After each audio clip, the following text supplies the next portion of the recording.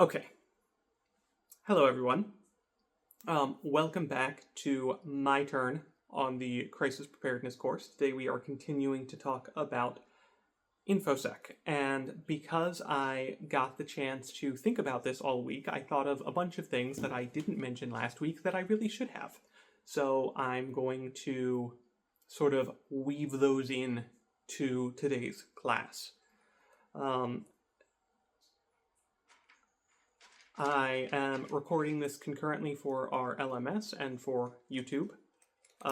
So the side eye is not intentional, it's just a symptom of looking back and forth between cameras. Unless you have it coming, you know what you did. So,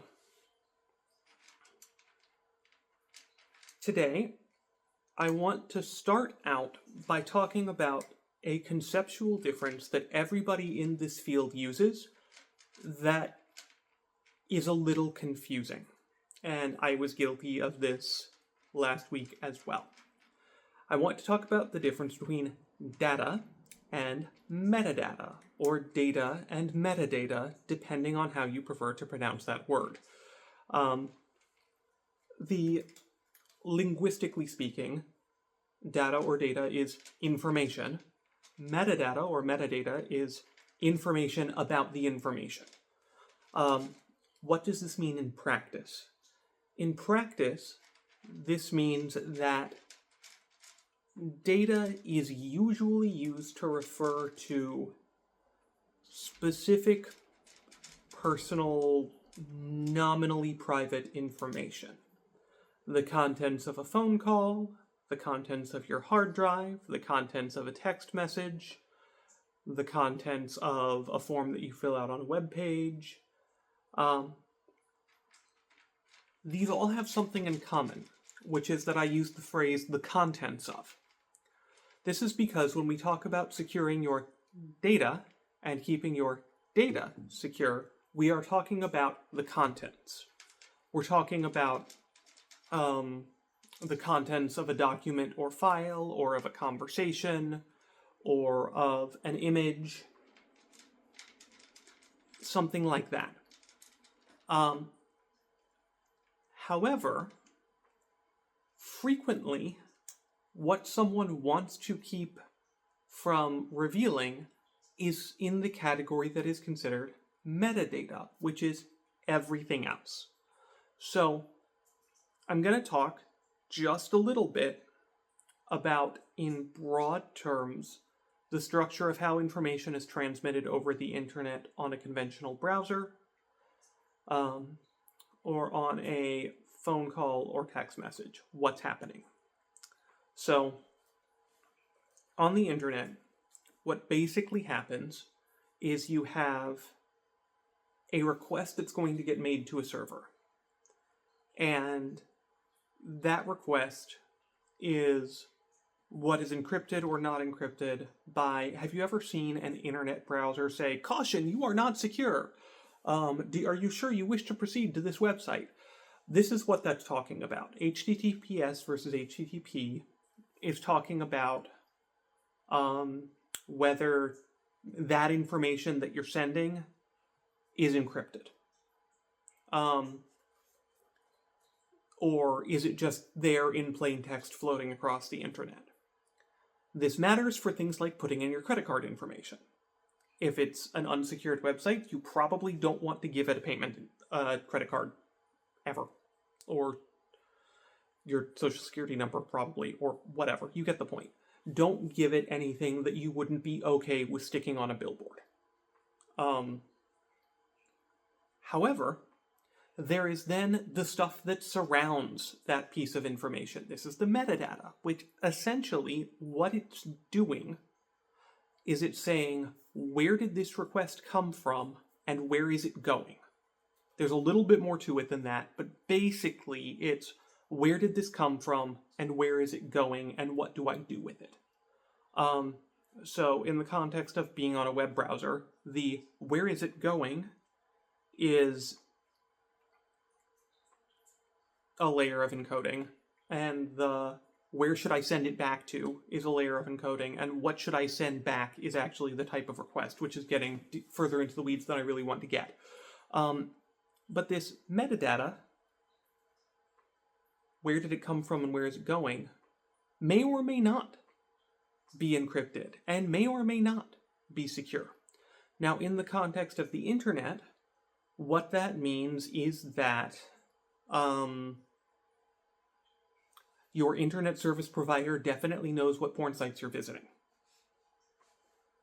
They know. They probably don't care. This is only relevant if it is like one of the 3 categories that are illegal in the United States and a judge's warrant gets involved. But you should not assume that the fact that you look at that website is secret, right? Because your internet service provider has to know that, nominally, we'll get back to this, because they have to direct it to that porn site, sticking with my previous example, and then the search results or the video or the whatever from that site has to make its way back to your browser.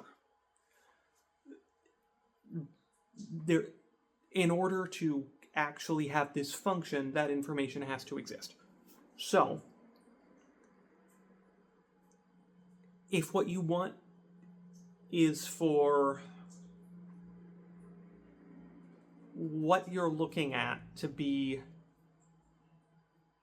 not viewable by a random person who happens to be packet sniffing, and you're going to an HTTPS website, congratulations, they can't see exactly what's going back and forth, but they can see when it happened, what site it went to, etc.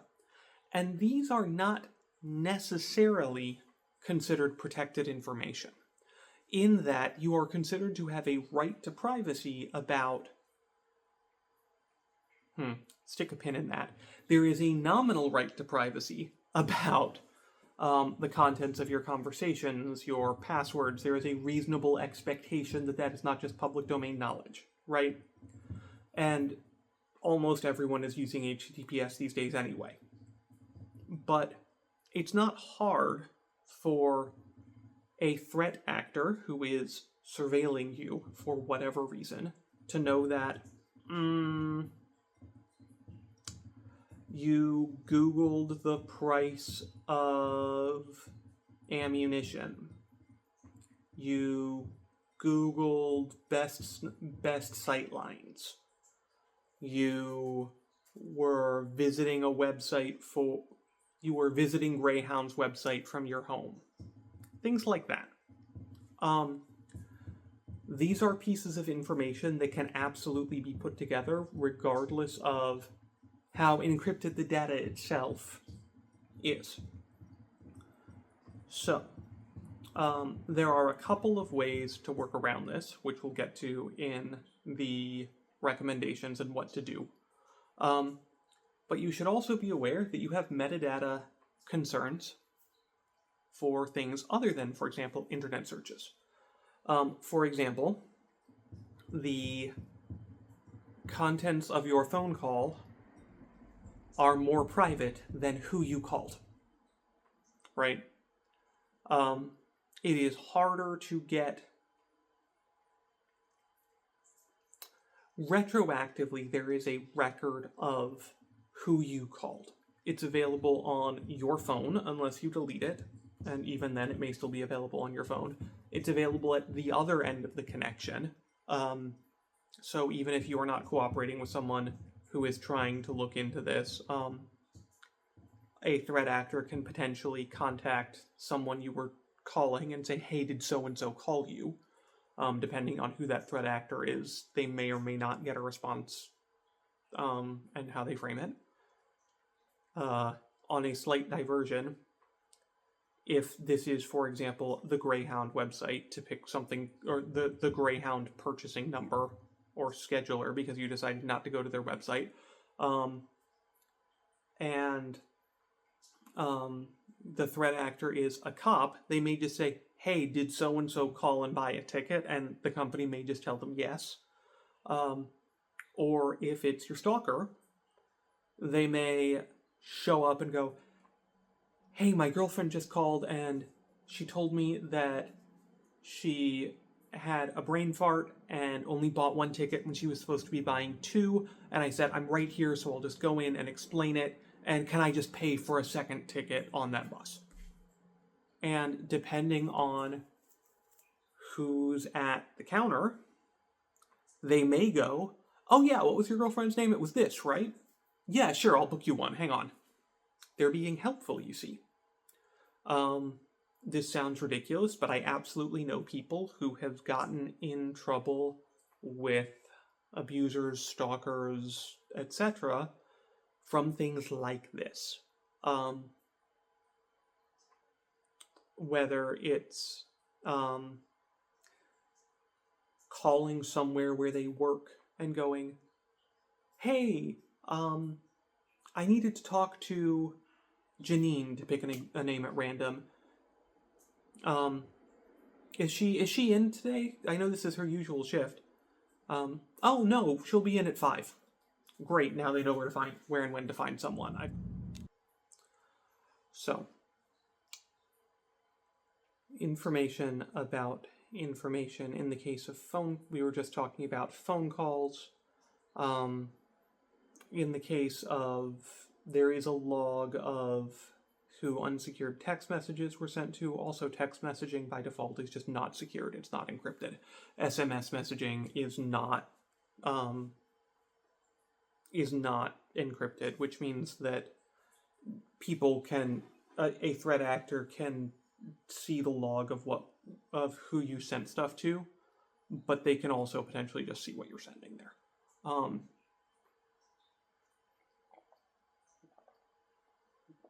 Metadata also includes things such as your location. And this is where this starts getting weird. In particular, without getting into enormous amounts of technical detail, it is possible to pretty accurately determine where a given internet user is located physically. It is possible to determine pretty accurately where a given cell phone is located physically just based on what cell towers it was connected to. What cell tower something is connected to is considered metadata, not data, and is not protected the same way. The geolocation feature on your phone basically can't be turned off, and can determine with as high of precision as you want Google Maps to have where your device is located, barring taking steps to prevent that. There are a limited number of steps that you can take to prevent that. Worth noting, turning the phone off is not necessarily one of them. The NSA has been able to locate a turned off phone for over a decade that they've been telling the public. So if you're worried about a threat actor that includes the government having a mobile phone on you at all with a threat of they know where I am is going to cause you problems unless you've stuck it inside some kind of a Faraday cage. So that it's just not transmitting any signal at all. Also, somewhat terrifyingly worth noting is that every physical device has a unique identifying code. It is written on the outside of the box that you bought the device in, and if you have it, you can just look up the physical location of that device, which means that anyone who perhaps got a picture of the box of your brand new phone can now just track it. This brings me to sort of, in a roundabout way, the way that I phrase this is, you are always leaking. You are always leaking data, you are always leaking metadata, you are always leaking information. And this primarily comes in two main forms that it's very hard to get rid of. One is the metadata. Yes, I am intentionally switching back and forth how I pronounce that. Which we talked about a little bit. And one is information that you give away without even knowing that you're giving it away. I'm going to go ahead and use an example that came up about a week ago that made me realize just how much people don't realize they're just giving out. There was a protest that was being organized in my geographic area.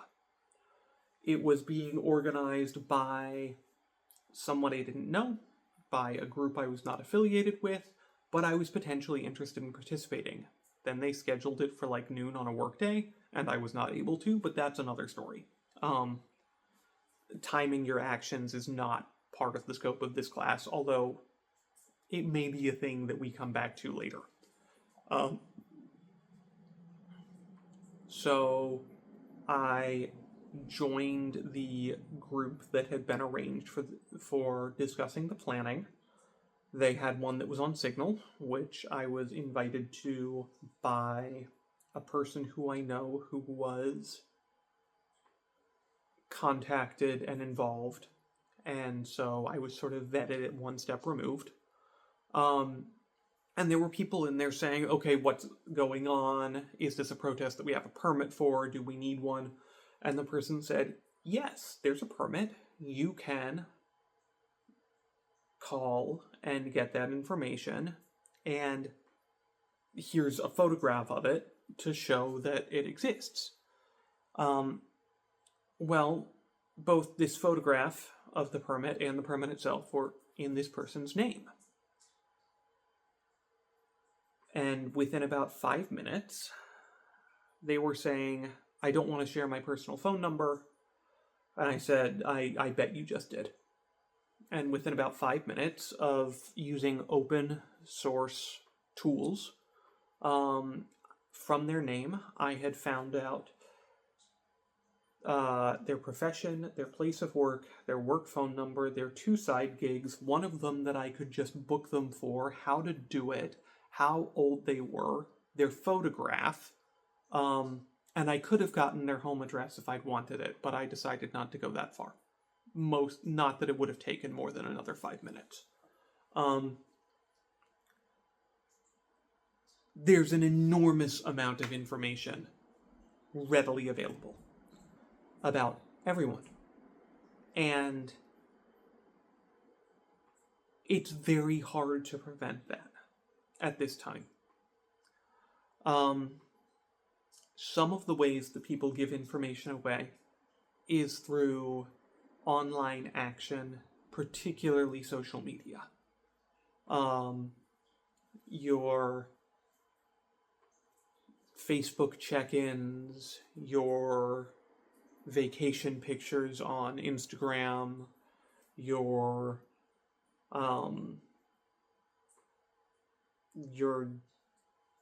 videos on whichever video app you prefer, really. There's a ton of information in all of them.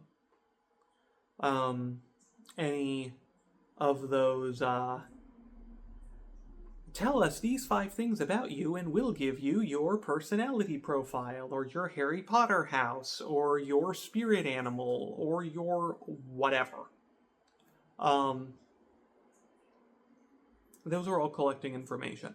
In some cases, those are actively malicious, and they're collecting information that are common answers to things like bank security questions. What was the name of your first pet? Sound familiar? The name of your first pet and the last thing you ate is your stripper name, elf name, fantasy name, whatever. I've seen a million of them. Those are collecting that information for a reason. That's information that you hand out, and I'll talk a little bit about, well, I'm on the subject. The information that you are handing out freely lets you be targeted by a person or group utilizing what is known as OSINT, open source intelligence. And for an example of this, who here is familiar with GeoGuessr? It's a game. It's a fun game. It's a game that I've played for team building at work. And it's a game where what it's actually doing is taking a Google Maps photograph and showing it to you at random and seeing who can pinpoint where that came from on Google Maps the best. There are like competitions for this.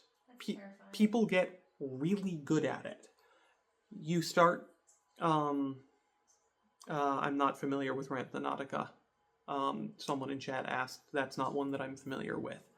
But you can use anything from a street sign that's visible, that's an easy one, to the language of the bus stop poster, to the style of license plate on a passing car, to the style of architecture, to any distinguishing landmarks, to specific decorative styles. I've seen someone identify something based on the types of finials on a railing. And the thing is, when you're doing this for competitive geoguessing, maybe you can't use all of the tools that you have available to you. If you're doing it for open source intelligence, I can take, for example, my target's social media picture, and I can isolate, hey, that looks like a distinctive natural feature. Let me run that through a reverse image search. Or hey, that looks like they're on a tower, and the sign is in English, and it's on the coast, and that car is on the wrong side of the road. So I'm looking for a coastal, probably lighthouse, because they're letting people up it. So I'm looking for a lighthouse in the UK. You can find people and their photos real fast using only publicly accessible information and publicly accessible tools from things that have just been handed out on social media. So if you are trying to stay off of a specific person who is particularly good at stuff like this, or an organization that has people who do stuff like this as radar, posting any kind of photo of where you are is a terrible idea. As a side note, just in general, posting vacation photos the day that you're on vacation is a bad idea, because this means that you're not home.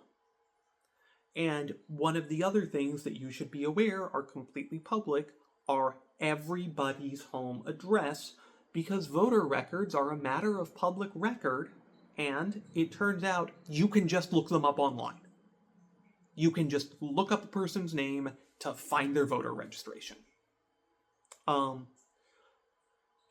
that voter registration has their address on it, because of course it does. It's their voter registration.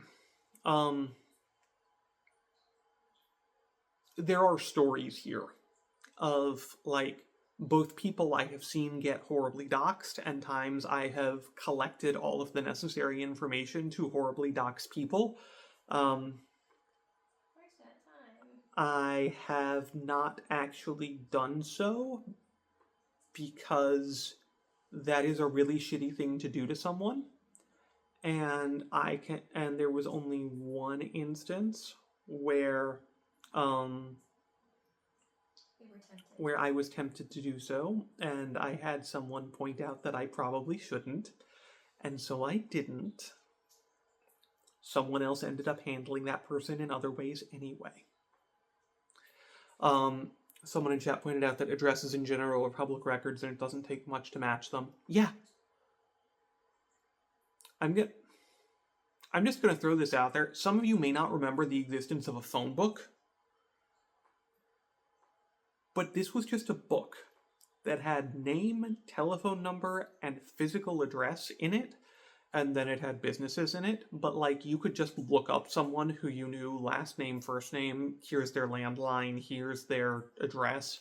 The level of privacy on that has not actually increased much.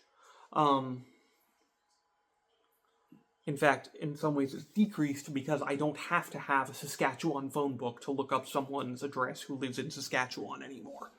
To pick a completely random example. That actually is just a totally random one. So, people are giving out information all the time, sometimes in ways that they don't even know. And the thing is, especially if you are a gig worker of some kind, if you want people to be able to contact you, if you want people to know who you are, if you want to do all of the networking that we've been led to believe that we need to be doing to stay afloat in our modern capitalist hellscape, then that's all information that's freely available that you have given away and that you need to assume any given threat actor has access to. And if you start, like, Googling yourself in the non-shitty Google mode, maybe DuckDuckGoing yourself? Whatever. Doesn't flow quite as well. You can find a remarkably large amount, and sometimes a very disturbing amount, of information about yourself.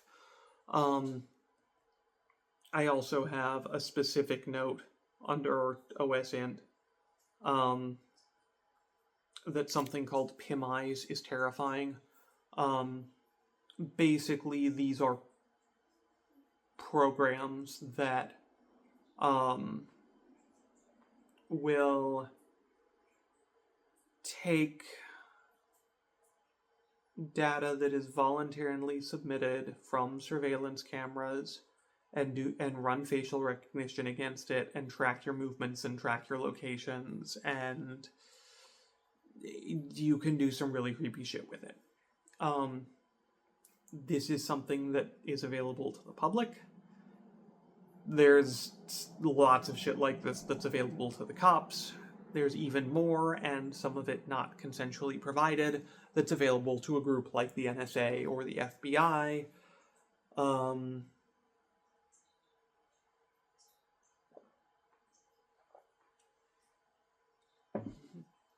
The surveillance state is here. Like, it is. So, I want to talk a little bit more about metadata, and this is going to get ridiculous, but technically this is metadata data. No. Metadata? The point is, you can take the metadata and form patterns. You can look for deviations. So as an example, I'll take myself. On a typical day, if you are tracking the location of my cell phone, it starts next to my bed at about 8 o'clock, somewhere between 7:30 and 8:30, depending on the day. It leaves, travels by a fairly predictable route to my place of employment, stays there until about 5 o'clock, occasionally with a short thing out, generally to a restaurant or a grocery store near me, drives back to my place of residence, generally along a fairly predictable route, sometimes with some deviations. Either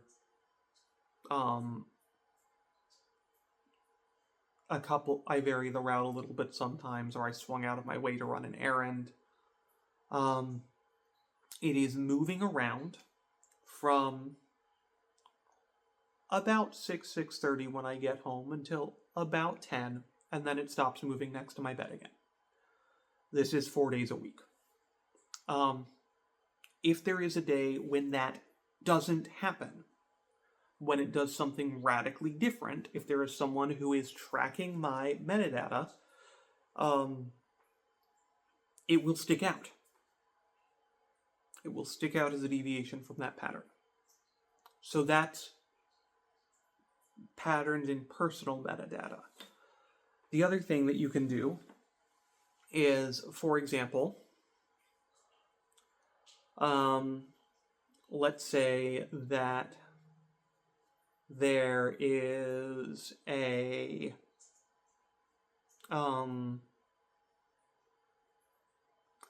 party headquarter building that is smashed and anarchist symbols are left as graffiti on everything. They don't have to talk to anyone, and no one has to talk to them. They can start by tracking what devices have connected to anarchist forums over an open connection.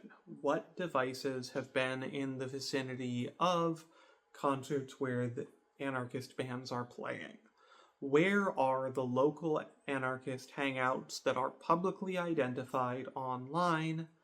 Yes, there will be private ones too, but anyone who spends a significant amount of time at one of the public ones, you then just have a list of phone numbers. You cross-reference by how many hit a certain number of data points. You then check all of those to see if any of them had significant deviations on the day of vandalism, and if anything sticks out, congratulations, there's a suspect. No one had to talk. You also will get things with people planning an operation of any kind, legal or otherwise. You will start seeing closed networks of people where the only calls that these numbers are making are to each other. So even if you're using coded language, that is an indication that something is going on. And this is just all data that is being collected, that algorithms are looking for patterns in, are looking for groups of people, are looking for groups of people with specific leanings. And you can generally tie multiple devices together with things like logins, because if you have logged into Gmail on your phone at some point because it was convenient, great, that Gmail account is now associated with that device. If you've logged into it on your computer to check your email, that Gmail account is now associated with that device. They can then combine geolocation from your phone and search information from your computer and use it to form a profile. You're leaking data all the time. And the thing is, it's almost impossible to stop. Theoretically, if you wanted to, you could, assuming that you're going to be registered to vote, have a public voter record, have a cell phone that is not a smartphone. They can still track that number by what cell tower it is connected to at any given time, but theoretically, that is a much less precise way of tracking you.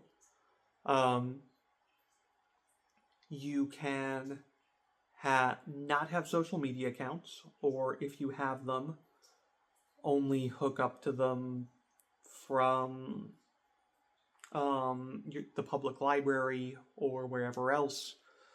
Post things that are not photographic, that are not videos with identifiable noises or in the background, or that are just audio recordings with no identifiable noises in the background. Do it in front of green screen, things like that. There are people who take these steps.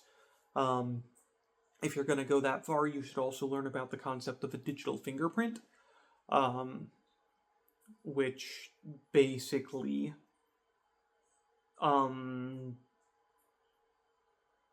there are things that you need to do, including changing your browser window to a standard size and using specific internet browsers or operating systems or things like that.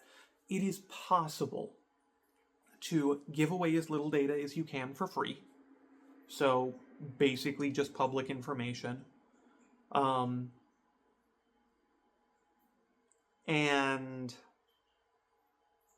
and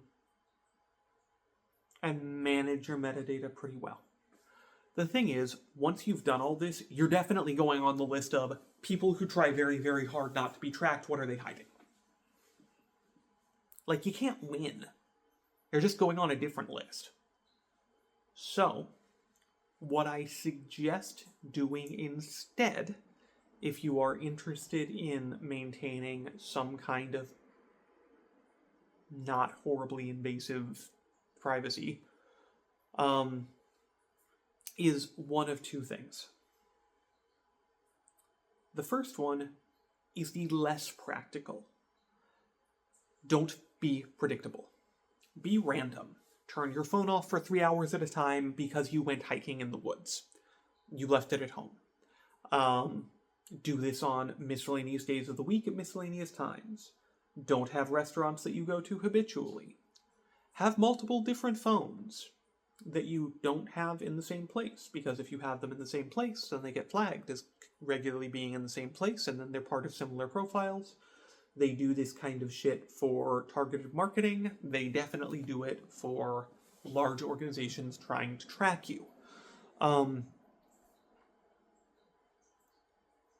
So if you're going to, then like have a phone that stays in your desk at work and a phone that stays at your house, and just don't have one when you're driving. And know that, and have people know that they can call your work number when you're at work and your home number when you're at home. You could even consider getting a landline, and leaving your cell phone at work. You can break up your data and your metadata. You can chunk it, you can try and be random, but that's not going to work long term for most people because the average human is terrible at random.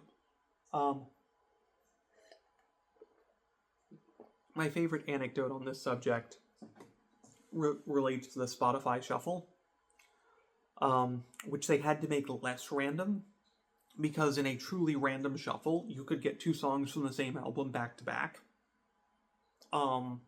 Just like you can flip a coin and get 7 heads in a row. But people looked at that and went, this isn't random, it gave me 2 songs from the same album back to back. And so they made it less random. People are bad at random. The second and more viable option is to go ahead and establish a pattern. I know what my phone does on an average day. I know what it hears in an average evening. I know what type of activity is usually done on it at any given hour of any given day of the week. If I am doing something that for one reason or another I do not want my cell phone to tie me to, I just need to make sure it keeps doing what it would normally be doing, where it would normally be doing it during that time.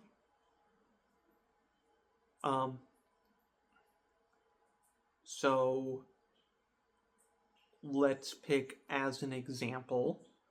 Let's say I wanted to go to a protest, and I didn't want it to be immediately known and obvious that I was going to anyone who, I don't know, deployed a Stingray and checked the calls, and checked what cell phones had connected to the cop tower.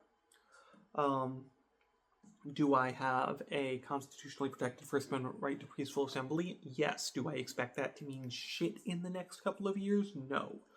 So, let's say it's at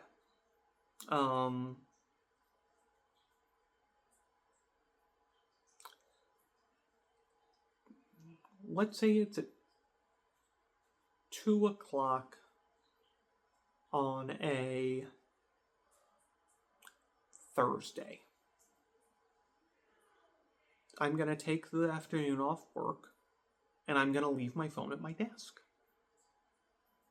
It'll still hear basically all of the same stuff. People talking in their cubes next to me,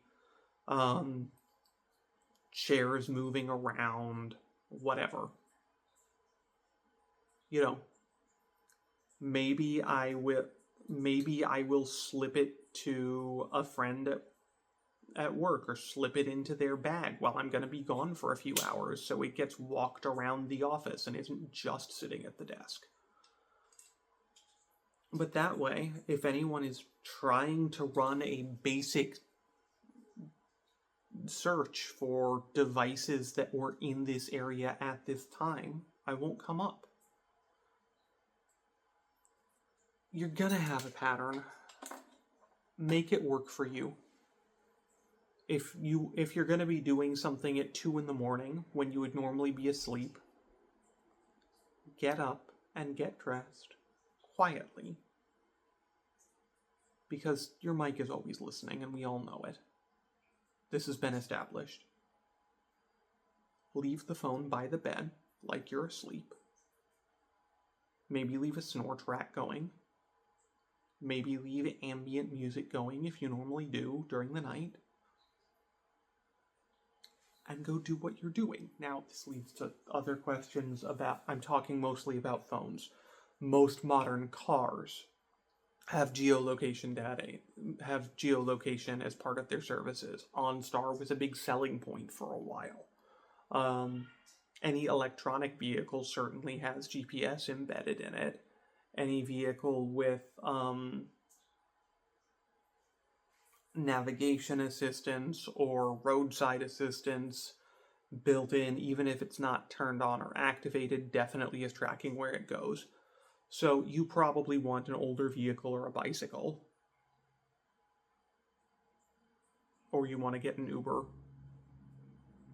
from the bar on the corner with someone else's phone. You can arrange all this if you think it through.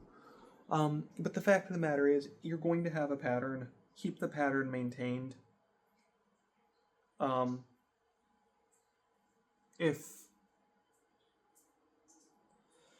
And start shifting your pattern towards, if you can, go for a walk in the woods with your phone turned off and left at home for 3 hours every other Saturday. Like, go ahead and bake time into your routine. And bake more privacy focus into your routine. It is not unreasonable for people to be concerned about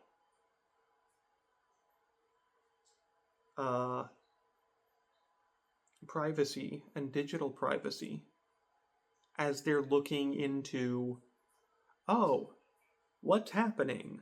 Do I have to worry about my data being accessed in the current political climate? Someone said, would it make a difference where the audio is coming from? For instance, if I regularly play music from my phone, is that creating interruption? So technically,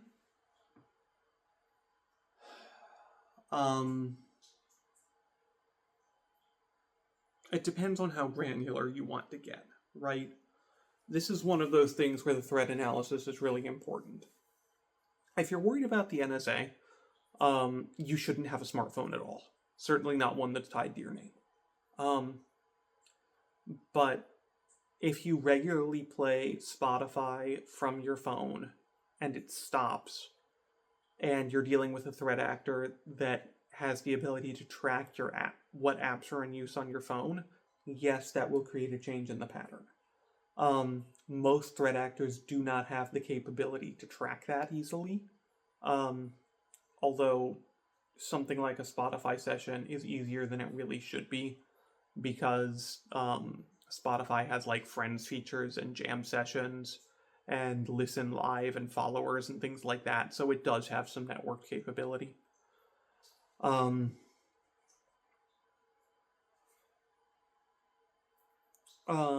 I also want to mention briefly, since I've talked about cell phones so much, the concept of a burner phone. How useful is this really? Less than you want it to be. Less than you want it to be and less than it used to be. The fact of the matter is, one, in a lot of places now, you're required to show your legal ID in order to purchase a cell phone at all. So that's a data point where that device is connected to that ID. If you can get past that, then you're going to want to have prepaid for it and prepaid for the plan with cash, and you're going to want it to be located somewhere other than where your phones are. If the burner phone has spent the last 6 months at your residential address, and now it's suddenly turned on and on the move, that didn't actually do much to slow anyone down who was going to be tracking you with your cell phone data and your cell phone geolocation anyway. Like, this might be useful against the stalker who knew about one phone but not the other one. It's not going to be useful against any kind of government threat actor. Having said that, maybe you need 10 extra minutes, and maybe it gives you 10 extra minutes because they have to start searching for a different, because someone has to make that connection and go, wait a minute, do they have a different phone? Yeah, they might. Let me look it up. So it depends on what the threat is. If 10 extra minutes is going to be sufficient to mitigate it. If you want to buy a burner phone in cash, wearing makeup that will mess with facial recognition, using a false ID, or just paying extra so you don't have to show one, and then leave it buried in the woods 3 miles from your house in a large PVC pipe. Sorry, got distracted there for a moment. I know whose course you're quoting. I know. Those were bullets. This is a cell phone, totally different thing. If you want to go to that level of trouble to have a device that is not immediately linkable to you and will buy you maybe some time, go ahead. That's basically what it's good for at this point. You get a limited number of calls off of them before someone, again, depending on the threat actor, before someone notices, oh, hey, these 5 known associates of the person we're trying to track got calls from this new number. We should see who that number belongs to. Potentially, if you have a number of people who are part of a movement or an organization together, who all have bought prepaid phones and you swap them, you can get a little extra time because it's like, wait a minute, this belongs to that person. Why would they be calling? Are they looking for the same person we're looking for? And you can create some confusion, but burners are not as useful as Hollywood wants you to think they are anymore. The last thing I want to just mention, I said that Big Brother is here. I said that the surveillance state is here. Look up something called the Stargate Project. I hate them for taking a cool sci-fi intellectual property and using it for this. But basically, it is a giant investment the United States government is claiming it's going to make in an AI partnership with the intention of doing just enormous amounts of data analysis, looking for patterns, doing facial recognition, doing voice recognition, doing analyses of all of these kinds of things automatically. And the thing is, by the time you get to that level of invasion of privacy, whether it required a judicial order or not doesn't matter anymore, because they're not really paying attention to the legal requirements anymore. So, I have now talked at great length about all of the reasons why trying to maintain data privacy and metadata privacy in a situation where your potential threat actor is a fascist government, for example, is incredibly difficult. So let's talk about some tools to do the best you can, shall we? These are sort of my best-in-class recommendations for various different tools and why you would want to use any given one of them. Let's talk for a second about what a VPN is, because I'm sure you have seen references to them.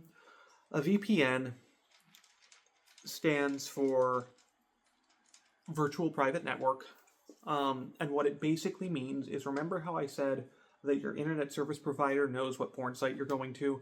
Now they don't.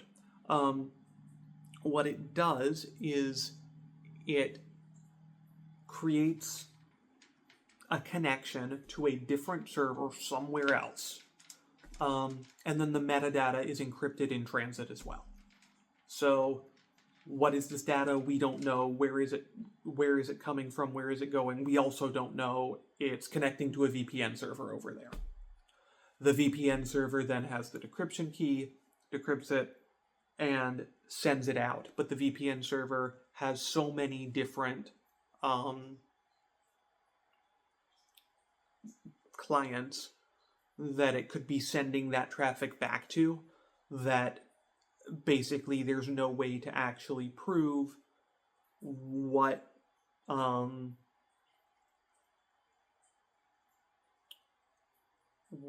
you specifically were looking at. VPNs in general are good for privacy. If you want to not have an internet search history that can be tracked to you, this is completely useless if you are logged in to anything because it is being tracked on your browser. But this is a good place to start with VPNs in general, especially for free ones. You want to make sure that you aren't the product. They have to be making their money somehow. And the fact of the matter is, depending on who they're letting audit their practices, they may be keeping a log because the VPN provider knows who looked at what. They may be keeping logs. Some of them promise that they don't. Some of them have even let independent third parties audit them to prove that they don't. Some of them have not done any such thing. You want to avoid anything owned by Cape Technologies, K-A-P-E. This includes, at the moment that I know of, CyberGhost, ZenMate, Private Internet Access, and ExpressVPN as specific VPNs that are owned by this one holding company. They literally used to be a malware company. They specialized in, like, something that was only not considered illegal hacking because it was somehow seen as a legitimate form of business advertising dubiously. They're shady as hell. Don't trust any of their products. They're definitely recording everything and planning to sell you out. They also own a number of VPN review sites, so vet any review sites carefully. CNET is generally decent. There is pretty much one free VPN that I will recommend. That is Proton VPN. They are freemium in that there is a free version and a paid version. The paid version incorporates support for things like torrents and the ability to change what country your server is in regularly instead of every 15 or 20 minutes on the free version. But it's pretty good. They're using open source technology. It has been vetted. So if you're going to use a free VPN, I recommend that one. There is also the name of the company to avoid is Cape, K-A-P-E Technologies. Someone in chat asked for it. The name of the one to get is Proton VPN. That's in terms of free stuff. If you want to talk about paid stuff, that's a different conversation, but I am fully aware that most of our viewers are some combination of broke and or disabled, so I am sticking with the free one for the moment. I also want briefly to talk about the difference between privacy and anonymity. Did you see the question asking you to name the good one again? Yeah, I did. That's okay. VPNs give you privacy in that anyone who happens to be snooping on your network or, is your ISP who you pay to snoop on your network, doesn't see what you're doing. There is something called Tor browser, which is for anonymity, which is no one knows what you're doing. The ISP doesn't, no VPN provider does, and the site itself that you're contacting doesn't know. Nobody knows. It is slower. It is than like a conventional web browser because of the way that the routing works and bounces through nodes in a way that no node can identify more than this was the previous node, and this is the next node. And can't actually identify point of origin or even point of destination necessarily. So if you want to do fully anonymous internet browsing, Tor is great. It also lets you access dark websites, which is not a topic that I will be covering this evening.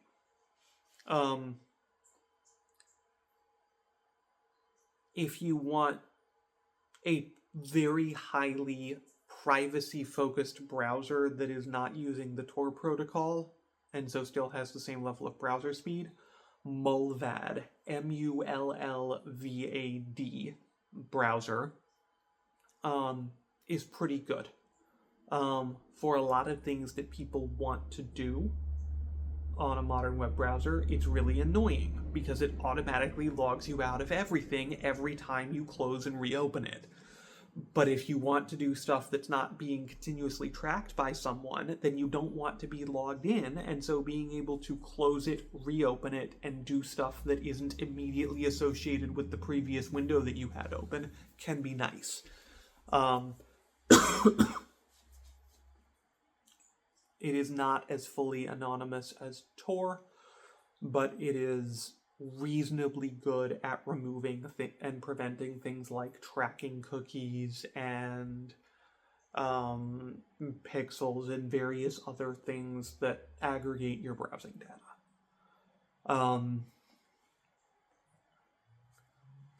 In terms of talking with other people, I'm going to note once again that email isn't secure. I repeat, email is not secure. What you want is Signal. Signal is, not only is it fully end-to-end encrypted, meaning it is encrypted on your device and it is decrypted on the receiving device, and it is not unencrypted or even saved anywhere in between.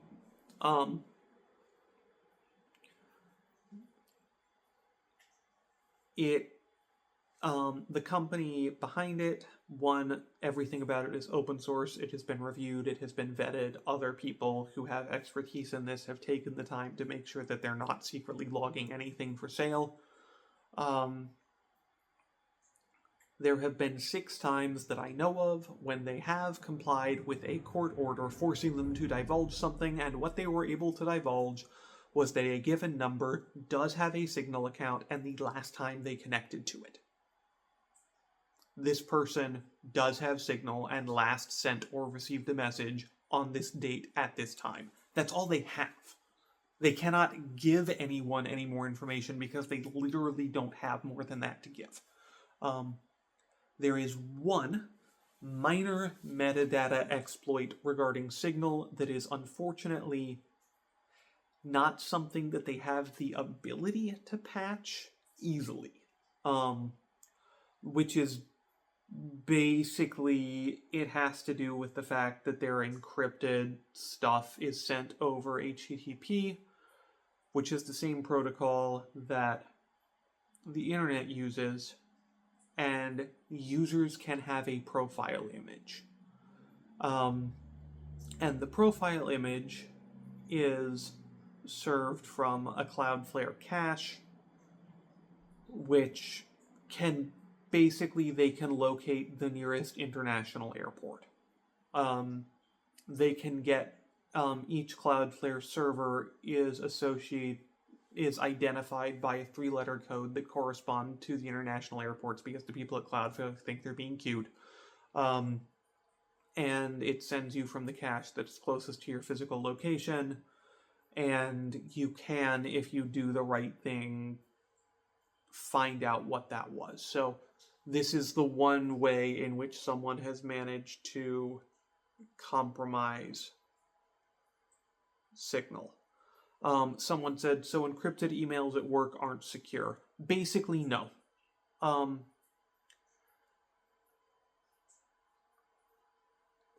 Occasionally, yes, but in practice, generally, no. There is a reason that the vast majority of healthcare providers refuse to email you anything that could get them in trouble with HIPAA if it was disclosed. They'll send something like, there's an update for you waiting in your patient portal, because email cannot actually be considered to be secure. There are a couple of companies who charge a great deal of money to provide as secure as you can possibly get email for things like governments, because it has turned out to be incredibly useful as a tool for communicating. But you basically shouldn't consider email secure ever. Like, assume that other people can access it, by and large.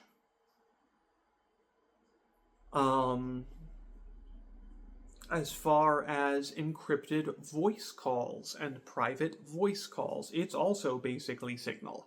Oh, sorry. I got distracted and forgot one thing I wanted to talk about with encrypted text messaging. There are other apps that people will suggest. Telegram or Telegraph. I think it's Telegram. I think it's Telegram. Is one of the ones that I often see. Its cryptography is good. Its design is fine. Its big advantage and big disadvantage is its conversation size. You can get enormous groups going, which means that everyone in that group can see whatever you posted to it. It's good for organizing protests. It's good for organizing protests. There are some... it is good for passing along information that it is basically okay if you assume that, for example, a fascist government will know is being passed on. It's sort of the rumor... We know that the resistance is talking about this. Yes, because you have people in some of the Telegram rooms, and it's fine. Like, it's fine. Whatever. I wouldn't necessarily use the rooms for anything you need to keep actually secret. Person-to-person conversation, it is also a good, secure thing for. It is as secure as who else you're talking to. Yeah, it's basically as secure as the people you're talking to. Signal has slightly better self-destructing capabilities for messages that will auto-delete. In my assessment, Telegram's big selling point is the larger groups. Either one is probably fine. I wouldn't trust WhatsApp. WhatsApp and Facebook Messenger, now both owned by Meta, both claim that they are end-to-end encrypted. They say nothing about whether they have a copy of the decryption key or they store a copy of the ciphertext on their servers.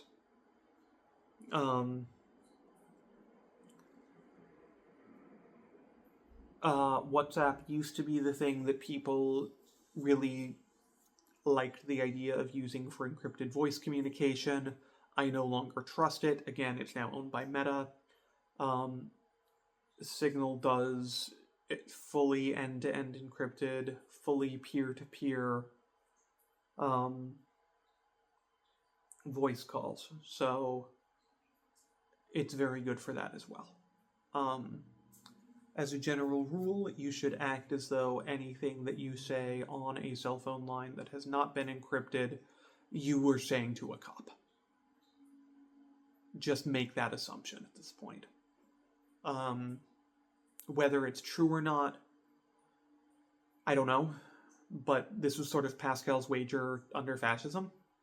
For those who are not familiar, Pascal's wager is basically that you should be a good person in case it turns out God is real.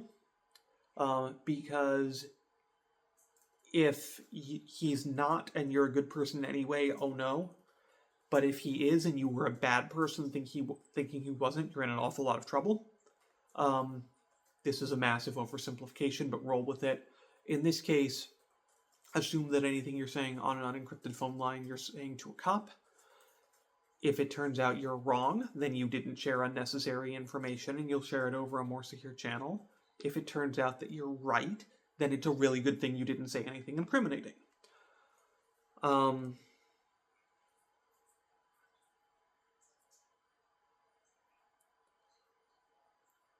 Yeah. Someone said in chat, Facebook Messenger has literally had bugs that posted entire conversations to public walls from people's messages. Yeah, don't trust it. It claims it's end-to-end encrypted, and this should make you think it's secure. Don't trust the marketing. For anyone interested in finding out more on this, a great place to start is the Electronic Freedom Foundation. www.eff.org. They have lots of information about all things digital privacy, which happens to overlap a great deal with information security. It is not a 100% match, but like I said, it's a good place to start. If you have any specific questions you would like to ask, please leave them in the comments below. Join our Discord and ask us there. Message me on any of the many available channels that we have. Please don't forget to like, subscribe for additional content, and let us know what you would like to see more of in the future. Stay safe out there, everyone.